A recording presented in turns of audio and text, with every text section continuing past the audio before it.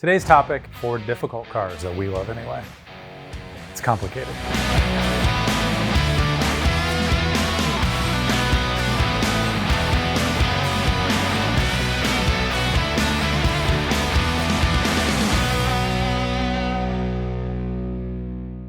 Nathan Brown here with FCP Euro, and today I'm here to talk about things that we can all relate to. Complicated automotive relationships. I'm here to talk about the cars that are difficult, they're problematic, but we love them anyway. You know what I mean.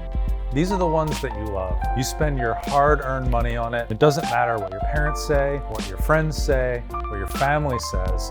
It doesn't matter how much money you're going to spend, how much time, how much blood, sweat, or tears.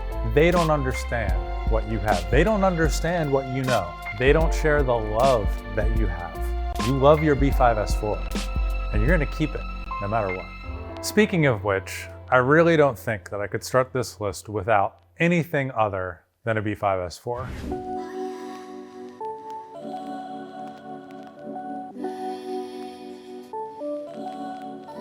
When it came out in the year 2000, it was a 250 horsepower, 30 valve, V6 twin turbo powerhouse, and it was the darling of the tuner community. It was a champion on the racetrack, it stood out on the streets, and it was also a frequent visitor to the dealer service center. And it's not really that a B5 S4 is a bad car. Audi basically took a mid-sized German sedan that normally had a little 1.8 turbo engine in it, and they stuffed a twin turbo V6. There's not a lot of room in the engine bay, there's a lot of temperature, and things will fail because of it. The engine itself is quite stout. Never mind the fact that it's on its second set of turbos, its third set of EGTs, maybe the fourth set of valve cover gaskets. At the end of the day, they really are quite a powerhouse, whether it's the stock KO3 turbos, KO4s for 400 horsepower, Tile 770Rs for over 600 wheel horsepower. You can do quite a lot with a B5 S4 and make a ton of power. They look really good. They came in cool colors. You can get it in a manual Avant. They sound great. I mean, it's a fantastic car. They're a lot of fun to drive. They just can be a little bit painful. And if you're lucky enough to have driven a B5 S4, it's fully built with over 600 wheel horsepower. Let me tell you, it's quite an experience. They can be street bike fast and with an engine note that matches many exotics.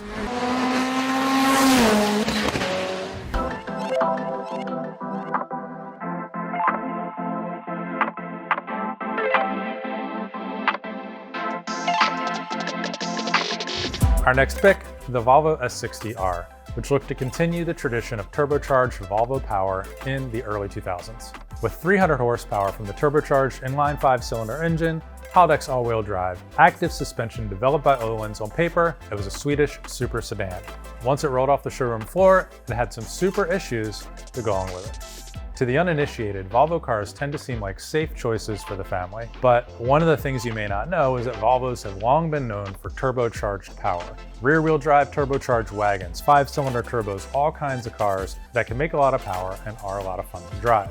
Turbo Volvos appeal to the practically impractical person hidden inside of each of us, half sensible and half nutty. From the boxy rear-wheel drive 240, 740, 760, and 940 to the awesome 850 T5R introduced in the 90s, turbocharged Volvo performance has always been a force to be reckoned with. Much of what plagues the S60R really comes down to simple cost cutting. The Haldex all-wheel drive system that is underneath of the 300 horsepower 2.5 liter turbo engine was not reinforced, beefed up, or improved in any way, shape, or form from the standard 200 horsepower model that it was based on. Likewise, the transmission was basically made of glass. Volvo made no changes whatsoever to improve the reliability other than turning down the boost in the lower gears. Unfortunately, once tuners, which naturally found a 5-cylinder turbo engine, that decided to unlock it and erase all of Volvo's boost limiting performance, turned up the boost, broke the transmissions, and that was pretty much that. That was all there was to it. Maybe you'd excuse Volvo for this, but the engines are also prone to problems. They basically took a 2.3 liter engine, punched it out to 2.5 liters, threw a bunch of turbo boost at it, and that's not generally going to be a recipe for success. Cracked cylinder walls and other problems are not necessarily all that uncommon, and unfortunately there's not a lot you can do to improve that. It's just something that you kind of deal with. We talked about engine problems, we talked about transmission problems, so naturally we're now going to talk about suspension problems. On the S60R, Volvo had what they called their 4C suspension. This stood for Continuously Controlled Chassis Concept. It's an active suspension system developed by Öhlins for the Volvo S60R. The key word here is that it was developed by Öhlins. Öhlins, world-renowned motorsport champions, known for their success, known for their quality. They basically developed the suspension and Volvo said, thank you very much. We're gonna have Monroe build these shocks for us. Naturally, the quality suffered. It was not what it was supposed to be, and it is not unusual to have the 4C suspension be an absolute Achilles heel to having a fun time behind the wheel of your Volvo S60R. It's also worth noting that you can't really do a lot of tight radius turns on this particular chassis from Volvo either. They don't really like it, and if you do it too often, you might blow out a differential, which seems like a joke, but I assure you that it's not. Despite all of these problems, the S60R still has a very, very devout following of rabid fans. And any S60R owner will tell you that a fully developed, well-sorted S60R is an absolute blast to drive. It's truly unique. It has an awesome 5-cylinder turbo engine, and it makes all of those headaches totally worthwhile. Maybe.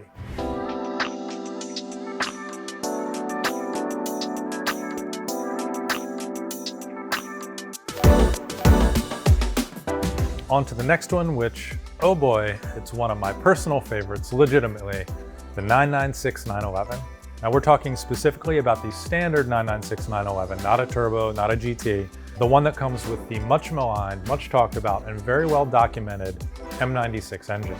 It was kind of designed to a price point. The idea was cost cutting to make things more profitable, to make them a lot of money, which they did, so that they could stick around and thankfully live to build the amazing cars that they make today.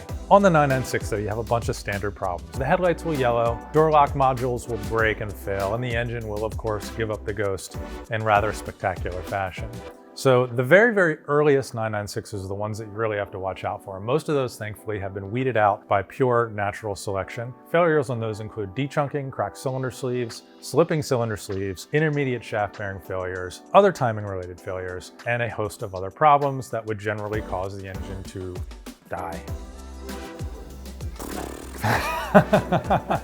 So the M96 was a fairly major departure from every other flat-six engine that Porsche had really designed to date.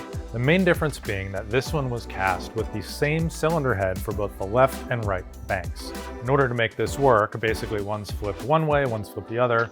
The timing chain systems were at opposite ends. So one cylinder bank has timing chains driven on the front, one cylinder bank has timing chains driven on the rear. Connecting this is the intermediate shaft. The problem is that when Porsche designed this, they basically designed it with what is equivalent to a skateboard bearing holding up and supporting the front end of the shaft. That's a sealed bearing, and it's not a force-fed or an oil-fed bearing whatsoever. It essentially had ball bearings in grease.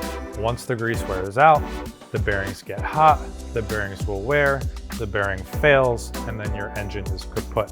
This problem was so common on 996s in the early 2000s that replacement engines, whether it was under warranty or something that you purchased from Porsche, would come 100% complete, ready to bolt into the car.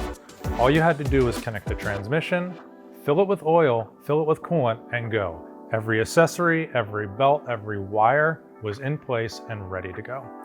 Cars that are properly driven, properly maintained, are generally less prone to the most common of all of these issues that I've talked about. It's also worth noting that there's plenty of update kits available on the market to hopefully keep the IMS failure from being a problem in the future. If you do have an M96 that has had an IMS bearing update done, that is great. Congratulations, it is going to be probably more reliable for that fact. However, it doesn't mean it's done forever. The IMS bearing update kits are basically seen as like a routine maintenance item at this point, and they should be probably replaced every 50 to 60,000 miles, or maybe every 5 years or so, depending upon how often you drive the car. If you have a chance to drive one of these cars and it's in good shape, it has a nice suspension on it, it really gives you a rewarding drive that is unlike almost any other. And at this point, it's probably the most affordable way to get into a proper 911, and will probably remain so for the foreseeable future as the prices keep getting crazy.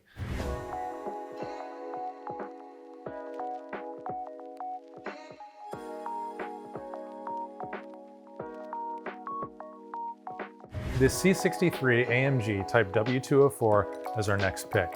Up until this point, Mercedes-Benz had not really been able to make anything that could truly rival the super sedans from down the road in Munich. I'm talking about BMW M cars. The W204 was supposed to change all of that. It was the first time that Mercedes-AMG had a clean sheet design for their engine, the 6.2-liter V8 M156 engine.